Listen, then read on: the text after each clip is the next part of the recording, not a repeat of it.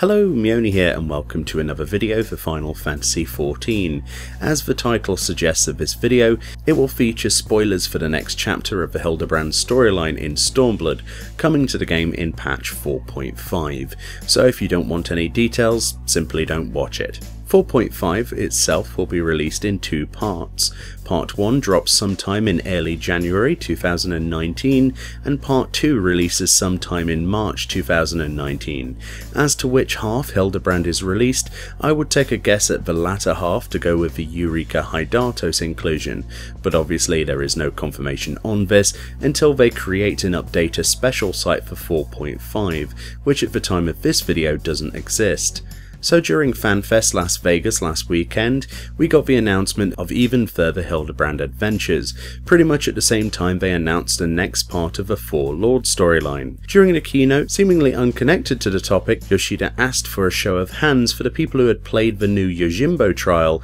exclusive to FanFest, and told people to keep hush about it. Since I can no longer show data mined footage anymore on this channel, I'll simply confirm that this content is already in our game files as of patch 4.45 and that Yojimbo is named in quest text, confirmed to be a new trial in the Hildibrand series releasing in the 4.5 patch cycle. So I don't actually have anything to show you that wouldn't violate my terms here on YouTube, so the footage you're seeing is from previous Hildibrand adventures. Yet according to those I talked to who managed to play it, they found it to be surprisingly challenging and highly entertaining with the usual care and attention drawn to the fight, as you might expect from a trial fight so far in Stormblood. Although I would imagine, much like the Proto-Ultima battle at previous year's FanFest, they will have bumped the difficulty up for FanFest to give a challenge, and the real iteration will probably be much more trivial. Storyline aside, which I will not talk about,